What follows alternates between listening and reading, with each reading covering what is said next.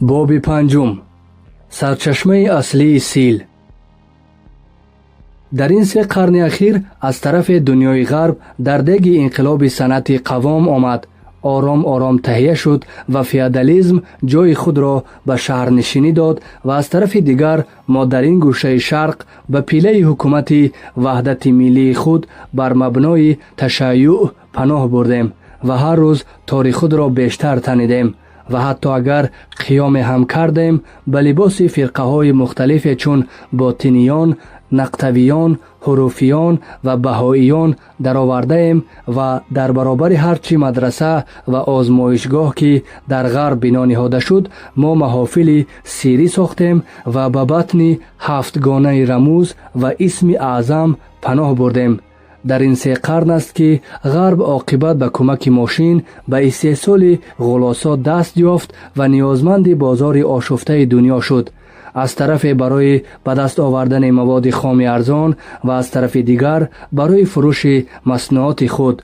در همین 2-3 قرن است که ما در پس سپرهایی که از ترس عثمانی به سر کشیده بودیم خوابمان برد و غرب نه تنها عثمانی را خورد و از هر استخوان پاره‌اش گرز ساخت برای روزی مبادای قیام مردم عراق و مصر و سوریه و لبنان، بلکه به زودی به سراغ ما هم آمد و من ریشه غرب زدگی را در همین جا می‌بینم. از طرف دیگر در درازدستی صنعت غرب و از طرف دیگر در کوتاه دستی حکومت ملی. ما درست از آن روز که امکان شهادت را رها کردیم و تنها به بزرگداشت شهیدان قناعت ورزیدیم، در باران گورستان ها از آب در آمدیم، یعنی تبدیل به دربان گورستان ها شدیم. من این قضیه را در کتاب نون و القام نشان دادم. می‌بینید که باز قضیه 2 سردار و من با اینکه این مختصر هرگز دعوای جستجو در فلسفه تاریخ نیست، مجبورم که به این هر 2 طرف اشاره گذرا بکنم.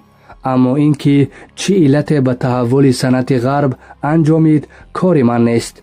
غریبان خود از این مقاله خماسه ها گفتند و داستان ها و ما نیز که سخت غرب زده بودیم در بوق یعنی صدا و کرنای مدارس و رادیو و انتشاراتمان همان اباطیل غریبان را سالهاست تکرار میکنیم که رسانانس، احیا و کشف قطب نما و فتح امریکا و گذر از دماغه امید نیک و کشف نیروی بخار و پا گذاشتن به هند و اختراع برق و غیره. حتی در جغرافیای کلاس 5 دبستان هم به این بدیهیت میتوان دست یافت. ناچار من در این زمینه به یک نقطه اشاره میکنم و میگذرم و آن نقطه این است که غرب یعنی عالم مسیحیت عصر میانه وقت به منتهای درجه ممکن محصور عالم اسلام شد، یعنی وقتی از 2-3 سمت شرق و جنوب غربی در مقابل قدرت ممالک اسلامی در خطر نیستی قرار گرفت و مجبور شد دست و پای خود را در همان چند ولایت شمالی بحر میانه زمین جمع کند، به سختی بیدار شد و در مقابل خطر اسلام از سر نومیدی به تعرض پرداخت، همچون گربه که در اتاق حبس کرده. و این تاریخ کی بود؟ آخرهای قرن 6 هجری 12 میلادی، یعنی وقتی که یک سر عالم اسلام دانشگاه قرطبه واقع در پشاور بود و در اندلس و سر دیگرش در مدارس بلخ و بخارا و همه زمینهای قدس و همه سواحل شرقی و جنوبی و غربی بحر میانه زمین در اختیار مسلمانان و حتی جزیره سیسیل سخلیه پایگاه ایشان. فوراً پس از همین تاریخ است که مسیحیان صلحجو و طعنه‌زن به جهاد اسلامی تبدیل به صلیبیان جهاد کننده می شوند و در جنگ های دور و دراز صلیبی اساس اقتباسی را از فنون و معارف اسلامی می گذارند که غرب مسیحی را پس از 5-6 قرن بدل می کند به خداوند سرمایه و فن و معرفت و پس از 7-8 قرن به خداوندان صنعت و ماشین و تکنولوژی. به این طریق اگر غرب مسیحی در وحشت از نیستی و نابودی در مقابل خطر اسلام یک مرتبه بیدار شد و سنگر گرفت، به اعتراض برخاست و ناچار نجات یافت. آیا تاکنون نرسیده است نوبت آن که ما نیز در مقابل قدرت غرب احساس خطر و نیستی کنیم و برخیزیم و سنگر بگیریم و به تعرض یعنی اعتراض بپردازیم؟ اما در زمینه کوتاه دستی ما و آن جواب بیگاه یک دو نکته هست که کمتر شنیده و خوانده اید. من به این نکات می پردازم. دیگر نکات را به تاریخ‌های تمدن مراجعت کنید و نکته اول این که فلوت ایران تا پیش از کشف راه‌های دریایی اگر هم تنها راه نبود، دست کم منبع بزرگترین راه‌ها بود از شرق دور و غرب دور، از چین و هند به ساحل بحر میانه زمین، راه ابریشم و ادویه و کاغذ و کالا برای دنیای غرب. و در معبر همین کاروانهای حامل ثروت بود که شهرهای استخواندار ما دیوارها افراشتند، همچون استراحتگاه‌های امن. کاروانیان دو سر عالم را زیر رواقهای سایه افکن خود پناه دادند و از این راه جنب و جوش در شهر و در روستاها نهادند، راهی که قندهار و هرات و توس و نشاپور و ری و قزوین و تبریز و خوی و ارزن الروم را یا به ترازوبان می پیوست یا به دیار بیکر و تراپلیس. این راه شمالی ابریشم بود یا راه دیگری که کناره سین را از دریا به هرمز و قشم می پیوست و بعد به کرمان و یزد و اصفهان و ورامین و ساوه و همدان و کرمانشاه و ماسوله تا باز به بندرهای شرقی بحر میانه زمین بپیوندد. صرف نظر از کناره مازندران و دشت خوزستان که هر کدام حال و مقال دیگر دارند، قدیمترین تمدن‌های فلات ایران در همین شهرها است که برشمرده ایم یا بر کناره آنها در شکم تپه‌های بزرگ مدفون است. اما از وقت راه‌های دریا باز شد و دریانوردان دل این را یافتند که به چشم داشته به ساحل‌های نزدیک و امن دل اقیانوس‌ها را بشکافند، از آن زمان به بعد علاوه بر آن که غرب به قاره جدید امریکا دست یافت و این خود پلی بود که در آن سوی عالم گرفتند، در این سو از شهرهای ما و از شهرنشینی ناقص ما و از تمدن ما همچون ماری که پوست بیاندازد و بیرود، فقط پوست برجا ماندند و فقط پوسته کاروانسراها، پوسته شهرها، پوسته آداب و فرهنگ، پوسته مذهبی معتقدات، پوسته اصول اقتصادی.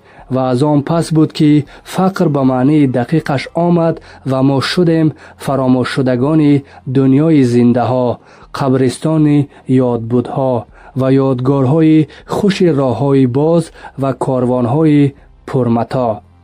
از وقتی که ثروت سایه خود را از سر شهرهای ما برداشت و مستقیما از راه دریای چین و هند را به غرب برد، ما فراموش شدیم. درست از همان وقت بود که ما به پیله تصوفی سبک صفوی فرو رفتیم و به پیله حکومت وحدت ملی بر مبنای تشیع. دنیایی که از ما برگشت، ما از دنیا برگشتیم و غرب را نجس دانستیم. وقتی که دو سر عالم به هیچ نیاز به مهمان نوازی کاروانسراهای ما به هم دست یافتند، ما دیگر شدیم. منطقه بی‌طرفی در حدود هند، منطقه که باید آرام بماند و به مزاحم و تنها وظیفه‌اش این که مبادا مزاحمت برای هند فراهم کند و یا مبنای تهدید باشد برای کمپانی هند شرق و این وضع هست تا سر و کله غول نفت از خوزستان پیدا می شود که ما باز می شویم مرکز توجه عالمی وجود و مایه نیزای شرق و غرب و امریکا و انگلیس که به جای خود بیاید. در هر صورت در مطالعه ملل عقب ماندگی خاورمیانه ها در این 3 قرن و پیش افتادن غربیان در همین مدت هنوز ندیدم که کسی به این نکته اشاره کرده باشد و حالان که در خورد بس بحث ها و جستجوهاست. نکته دوم این که دوک‌های جمهوری و نیز пешқаравули масеҳиёни бозаргон ё бозаргонони масеҳӣ нахустин касоне набуданд, ки ба ҷустуҷӯи муттаҳидӣ барои дафъи шарри мусалмонон, яъне ҳарифони ҷангҳои салибӣ, даст ба домони илнишинони бутпарасти шимоли шарқии Эрон шуданд. пеш аз эшон ин созро аввал халифаҳои Бағдод заданд, ки барои фурӯ нишонидани қиёмҳои Хӯросон ва Ироқ ҳамчун обе аз зери коҳ доманаи дасисаҳои худро то саҳрои Қарақурум кашонданд ва кам кам ба дастаҳои мухталифи илӣ ва биёбонгардони ғазаваи Салҷуқ ва Муғул иҷозаи убур ва чаро ва сукунат доданд. дар саросари олами шарқи ислом кор ба ҷое кашид, ки ҳамон аз авохири давраи Сомониён ҳамаи фармондорони низомии Хӯросон ва Балх ва Ироқ илҳои тошон буданду Атобакон ва Арслонон ва Сабуктегинҳо ба ҳар сурат агар на амде дар ин кор буд, мусаллам аст, ки ин ҷустуҷӯи ёр ва ёвар дар рӯзи мабодои муқобила бо куллияти ислом солҳо пас аз бинои бурҷу борӯи тиҷоратхонаҳои Женева ва Вниз шурӯъ шуда будааст. эзоҳ: вақти Ҳасани дуввуми Исмоилӣ Ҷалолиддини Ҳасан дарёфт, ки муғулҳо меоянд, аз тарс сафире равонаи Фаронса кард, то аз аҳли китоб дар барандохтани куффор кӯмак бигирад, вале аҳли китоб иштиёқе ба кӯмак надоштанд ва сафир, ки аз фарансавиён навмед шуда буд, дарёро яъне баҳрро гузар кард ва ба Инглистон рафт ва ҳамон паёмро бурд. сафир ба соли 637 ҳиҷрӣ ба дарбори инглис расид. муаррихи инглис Мотто Порис шарҳи ин мулоқотро дар тарихи худ овардааст. Искаф Вианчестер, ки дар маҷлис ҳозир буд, ҷавоби шӯрхоҳии шоҳро чунин медиҳад: бигзоред ин сагон бо якдигар биҷанганд ва якдигарро фурӯ баранд. зиндаҳоро низ мо вақте ба ҷанги душманони Масеҳ биравем, хоҳем кушт. нақл аз мақолаи Маҳва Офтоб ба қалами Меҳрдоди Самадӣ, саҳифаи 65-66, китоби ҳафта, 14 моҳи ҳур 1342. анҷоми эзоҳ: ин аст гуфтаи як фарангӣ дар ин бора: аҳамияти таърихии масеҳияти турк бисёр зиёд аст. мебинем, ки вилояти Суғд, ки туркони ғарбӣ аз 565 мелодӣ ба баъд дар он сокин шуданд, яке аз марказҳои калисои Настурӣ буд. Настурӣ фирқае аз масеҳият.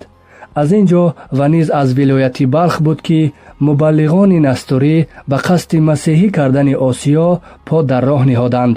чунин ба назар мерасад, ки дар ҳудуди соли 1000 мелодӣ мубаллиғони Настурӣ кори масеҳӣ кардани ақбадорони қабоили туркро дар Осиёи марказӣ ба анҷом расонда бошанд.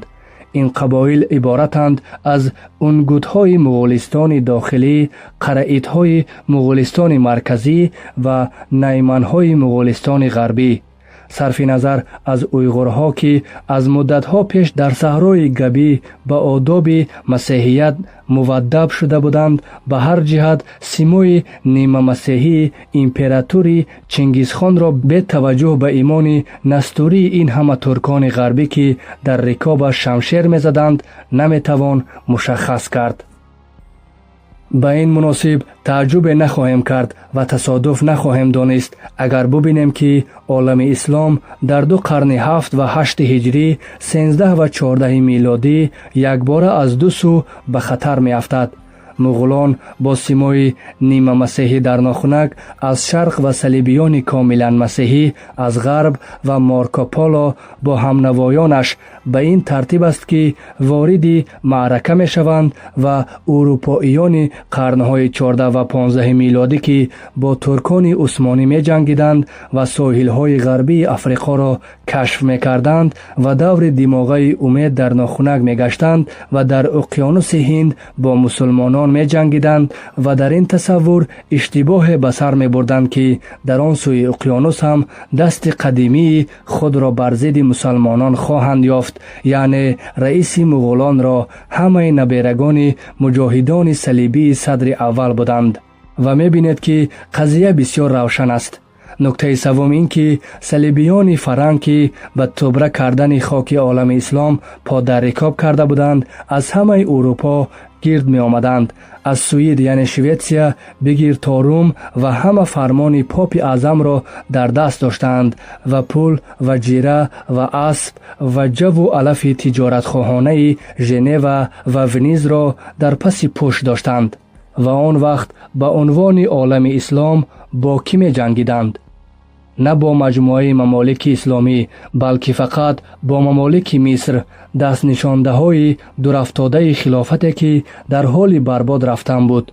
گمان نمی کنیم حتی سعدی به عنوان داوطلب برای جهاد با کفار در آن خندق تراپلیس اسیر شده باشد.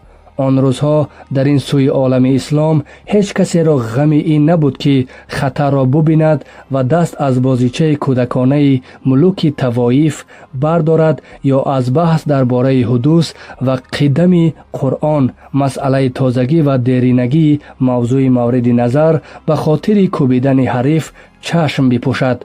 گذشته از این، الغار مغول چنان دنیای اسلام را در ویرانگی یکسان کرده بود که حتی میدان نمانده بود تا مرد در آن سر بیفزاید. در چنین روزگاری بود که مارکوپولو در واقع به سفارت پاپ و در ظاهر به تجارت تمام این صحنه های ویران شده را این ملک از کیست گویان لیمن ملک می پیمود و به تهنیت خانان می رفت که جاده نفوذ بازرگانان ونیز را چنین گفته بود. فوری ترین نتیجه رفت و آمد این ونیزی سر و سامان یافتن راه‌های ابریشم و ادویه بود که قصرهای ونیز به نعمت آنان صحنه رومیو و جولیت میشد.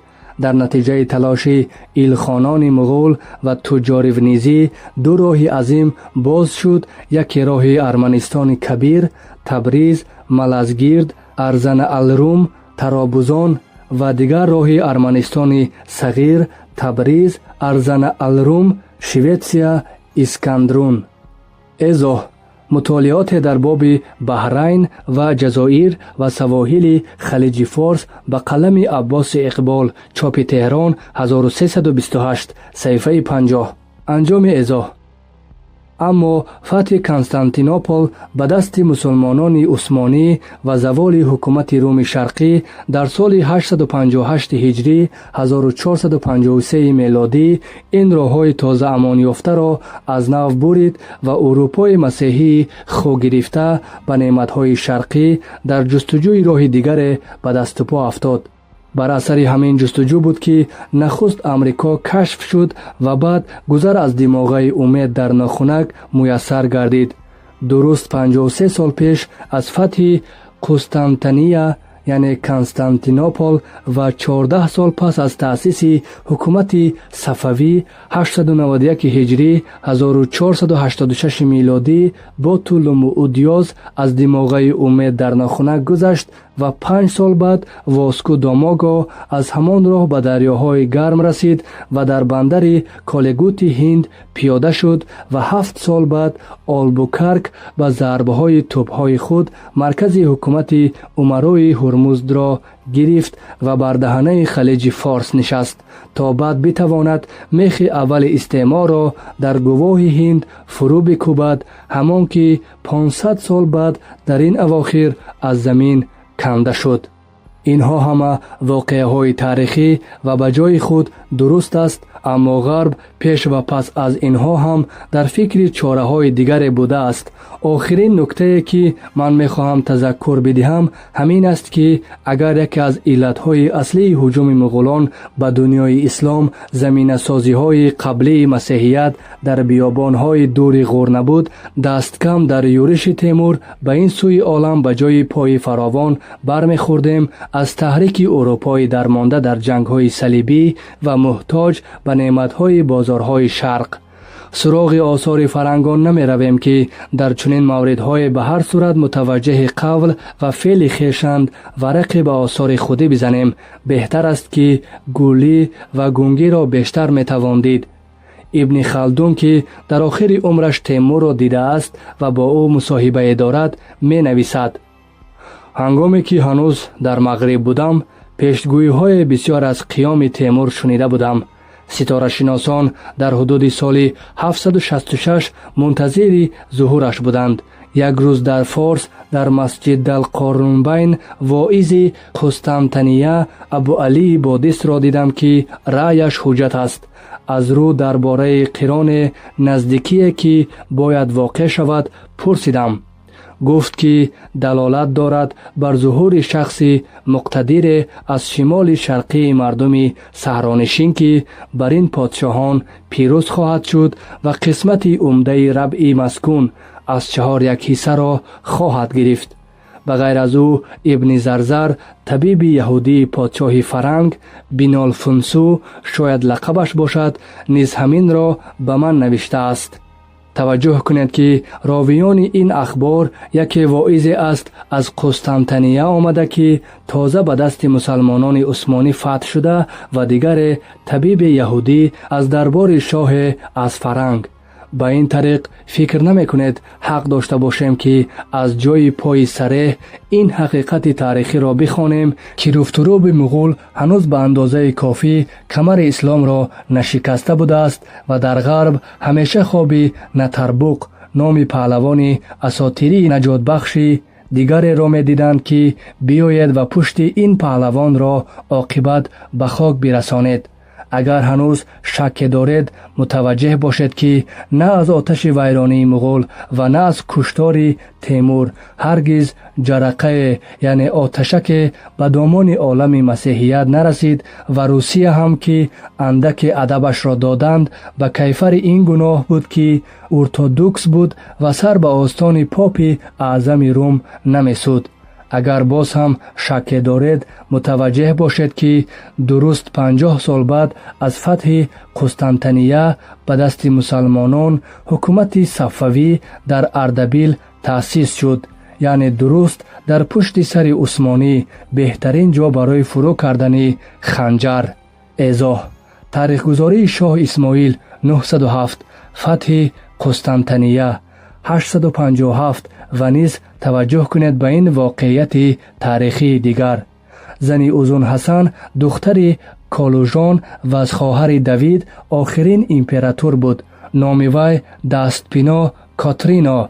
از این زن اوزون حسن یک پسر و 3 دختر یافت. یکی از این دختران که به عقد سلطان حیدر درآمد مارتا نام دارد. این زن مادر شاه اسماعیل صفوی است و دختر نوایی. صفحه 43 مهنامه فرهنگ شماره 4 سال 1341. انجام ایضاح: و آیا می دانید یا نمی دانید که در چالدران با قتل عامهای داخلی از دو سو خون نزدیک به 500,000 مسلمان به زمین ریخت؟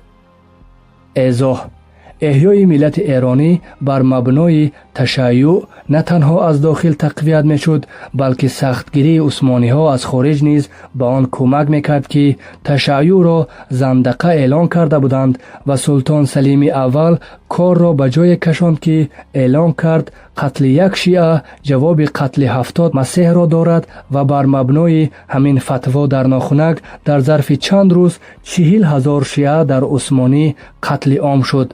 از صحیفه 112 کتاب سیمای آسیا به قلم رن گروسا که 3 صفحه پیشتر اسم و رسمش را داده و فراموش نکنیم که 2 برابر این سنی در ایران کشته شد. تأسف آور این است که شنیدم مزار شهدا را در اردبیل که گورستان عمومی بزرگان عسکرهای ایرانی در جنگ چیلدران بوده است چند پیش خراب کردند. طبق معمول به جایش مدرسه نوبنیاد نهادند.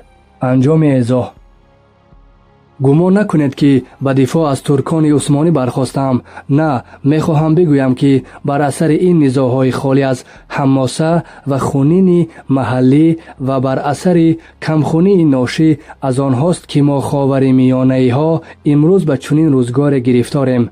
میخواهم ببینم که آیا مورخان ریش و مویلبدار ما حق دارند یا نه که از آن سیاست تفریقه دینی دفاع کنند. شاید راست باشد که اگر عثمانیان پیروز می شدند یا اگر صفویان در زیر لوای تشیع ساز جداگانه نمی نواختند، ما اکنون ولایت از ولایت خلافت عثمانی بودیم. ولی مگر نه این است که اکنون ولایت از ولایات دست نشانده غربیم؟ و باز مگر نه این است که از ابتدای نهضت اسلام تا 6-7 قرن بعد ما همین صورت احوال را داشتیم و در حالی که ظاهراً ولایت از ولایت خلافت بغداد بودیم، در لباس همان جزء از کل بودن، چه کل از عالم اسلام را به دوش می کشیدیم؟ و باز مگر نه این است که حتی در سیاه ترین سالهای سلطه امویان باز ما بودیم که با تکیه به قومیت و آنچه از ایران معابی به اسلام داده بودیم، لوای سپاه عباسیان را از خراسان تا بغداد کشیدیم و رنگ و انگ تمدن ایرانی را چنان به اسلام زدیم که هنوز هم مستشرقان تازه‌کار در ماندند که چند درصد تمدن اسلامی را عامل‌های غیر ایرانی باید ساخته باشد. غرض از این همه این است که سعی صدر یعنی دلی وسیع داشته باشیم و به این بنگریم که بر اثر چنان سیاست‌های تفرقه انگیز و آن آتش افروزی خونین و به حماسه و به عاقبت که به کمک پنهانی محافل روحانی وقت و بهبهگویی سفیران مسیحی فرنگ اختلاف شیعه و سنی را دامن میزند دنبال شد و چی بلاها که به سر شرق آمد یا به سر همه ما که غربی ها خاورمیانه‌ای می نامیدندمان و ما اکنون چی کمخونی مزمن یعنی کسالت طولانی را از آن دوران به ارث برده ایم و ببینید نویسنده فرنگی از آن سیاست تفرقه انگیز و ضعیف کننده شرق با چی باده در آستین خود و چی شاخه در جیب ما حرف میزند. بله، همان حضرت رنگروس است که می فرماید این چنین است که ایران جای خود را در صف دولت‌های بزرگ اداره کننده جهان می‌یابد. نخستین دلیلش روابط دربار اصفهان از طرف با خانان مغول و از طرف دیگر با قدرت‌های غربی و این روابط با غرب بخصوص از نظر تاریخ جهانی اهمیت بسیار دارد، چرا که درست برخلاف امپراتوری عثمانی ایران را به صورت متحد طبیعی عالم مسیحیت درآورده است و به خواطر همین مأموریت تاریخی است که سیاحان بزرگ اروپایی قرن 17 روی به دربار اصفهان نهادند. نخست برادران شارلی ها این ماجراجویان اعجاب انگیز انگلیسی که دوستان شخصی شاه عباس شدند و سپس تارونیه و شاردن. اکنون بگذارید یک بار دیگر قلم را بر ابن خلدون بدهیم تا از بیگانگان هرگز ننالیم. این حضرت درباره شخص تیمور میگوید برخی او را عارف مشرب میدانند و برخی دیگر رافضی اش میخوانند، زیرا که دیدند برای افراد خاندان علی برتری قائل است. می‌بینید که زمزمه بس پیش از صفویان آغاز شده است و آن وقت مگر این تیمور رافضی در ناخنک چی کرد؟ یک بار دیگر دنیای اسلام را چنان کوبید که و نه از تاک نشان. اگر هلاکوی مغولان در سال 657 هجری خلیفه عباسی بغداد را به ترس از لرزش زمین، آسمان و غضب الهی اندرون نمد مالید تا خفه یعنی بوغی شد، این گردن کلفتی ثانی یعنی تیمور بایزید ایلدورم برق ساییده را که آخرین سلجوقیان ترکیه بود در قفس کرد و به عنوان خوش رقصی برای نامسلمانان مسیحی همچون ببر به تماشایش گذاشت. پس از این واقعه ها بود که دنیای ملوک توایف قرن 8 هجری یک دوره از حکومت قبیلوی چنان در وحشت و خرابی و درماندگی یک دست شد که صفویان برای بیعت گرفتن می توانستند حتی به کشتار نیاز نداشته باشند. غرض از این همه موشکافی آه و اسف برگذشته نیست. غرض این است تا بدانم که کرم چگونه در خود درخت جا کرده بود که ساعت 1 سال پیش از قتل خلیفه بغداد و در آن بهبهه غارت مغول ها می فرماید. در آن ساعت که ما را وقت خوش بود، ذی هجرت 656 بود. با ابن خلدون، آدمی که سراسر غرب عالم اسلامی را به عنوان قاضی و وزیر و منشی در حضور امیران زیر پا داشت و چنان کتاب در فلسفه تاریخ نوشت، خود چگونه تن به قضا داده بود و در خستگی ناشی از کشمکش‌های داخلی امیران مسلمان اندلس چنان ناامید و درمانده بود که با آن خبرسازی ها چشم براهی حظی یعنی حلاوت نه تربوق نام پهلوان نجات بخش یک دست کننده عالم داشت، گرچه این یک دستی در ویرانی باشد. ادامه دارد.